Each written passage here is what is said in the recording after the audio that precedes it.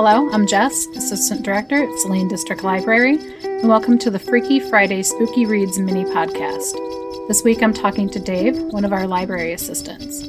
Dave, what kind of books give you a fright this time of year?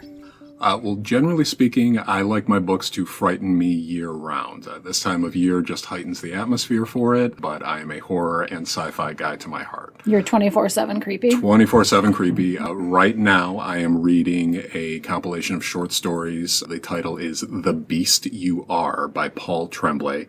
I feel like I've talked about Paul Tremblay before on these. He is an up-and-comer in the horror genre. He's considered the new Stephen King. Gotcha. So do you have any other books you'd like to recommend? I have a lot of books I'd like to recommend. I am going to try to give a recommendation across several genres. Okay. The first book I would recommend would be for people who like stuff to be a little scary and supernatural, but not too horrific, a little fluffy, and it's more Halloween-y. Mm-hmm. The first book is A Cosmology of Monsters by Sean Hamill. In this, we meet a father who creates an immersive haunted house experience that he calls the Wandering Dark. Every year, he is compelled to make it bigger and scarier until it becomes a full-time 24/7 obsession. Mm-hmm. We eventually learn what is driving the father to create this horror house with no end in sight, and eventually the son gets involved. It's a very atmospheric, Halloween-y, but not too scary. I wouldn't suggest it for anybody too young because there are some mature themes, but 16, 17 and up. Gotcha. Another book I would highly recommend is a sci-fi horror, and sci-fi and horror are a peanut butter and jelly Reese's Cup level combination. They go very well together.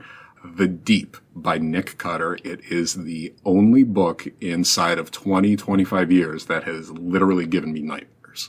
The night I finished it, I did not sleep a wink.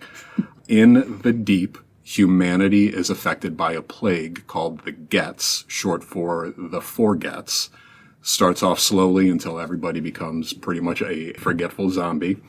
And scientists discover this new thing at the bottom of the ocean floor, literally on the Marianas Trench at the lowest point on Earth. They can't tell if it's an element or a molecule or a cell. It's neither vegetable, animal, nor mineral.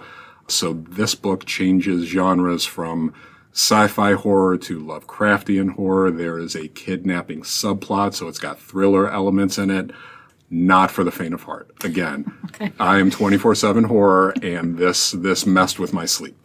Good to know. For those that like their horror grounded a little bit more in the real world, I would recommend The Last House on Needless Street by Katrina Ward. In this, the main character is a recluse who lives alone in a boarded up house with his cat. The cat is obsessed with the family Bible.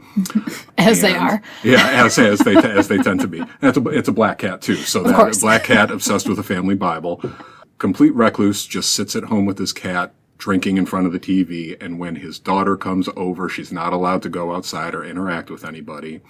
Eventually, a neighbor moves in across the street searching for her sister, who went missing during childhood approximately 10 years ago. Mm-hmm. And the main character, Ted, his secrets start to become unraveled. Very, very well grounded in the real world. It dances between psychological thriller, supernatural horror. It's a very unique format, shifting with first-person perspectives across all characters. Mm-hmm. And it actually won the 2022 British Fantasy Award for Best Horror Novel. Yeah. So that's that recommendation. The other recommendation I have for people that prefer more gothic, grandiose literary horror would be The Fisherman by John Langan. This won the Bram Stoker Award for Superior Achievement in a Horror Novel in 2016. In The Fisherman, two widowers, one a little bit on the older side, one a little bit younger, mid-30s, bond over fishing. They're in an out-of-town trip in upstate New York, and they hear the local legend of Der Fischer, an 18th century magician who is trying to literally capture the biblical Leviathan, who will give him mastery over death. The young widower becomes obsessed with this tale, and it becomes an allegory for what would you give to get back what you lost, that sort of thing. This was one of the best horror novels I've read in decades, if not years. It is good to literally the last sentence, which is a complete gut punch that stuck with me so much I could read it verbatim right now, but I won't. You don't want to give it away. Yep. So that's my more highbrow recommendation. And the last recommendation is popcorn horror. I am legally obligated to talk about The King. I'm not talking about scary books during Halloween without talking about Stephen King. Yep. I did want to recommend, this is a perfect time to read Salem's Lot, if you've never gotten to it before, but I am made to understand that our head of youth services, Kelly, already recommended that. Yes. So I will second that motion. And if you've already done Salem's Lot, Pet Sematary would be a good one to start this time of year. I particularly feel with King's books, the weather really, really heightens the atmosphere. Yeah.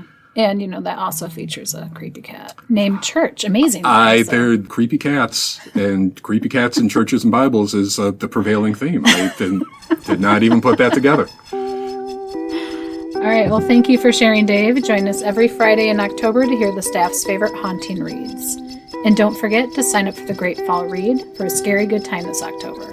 This year's selection is the new annotated Strange Case of Dr. Jekyll and Mr. Hyde by Robert Louis Stevenson. We have a literature walk and creepy crafts to go based on the book as well, so visit our events page to learn more about these programs and register today. And stay spooky.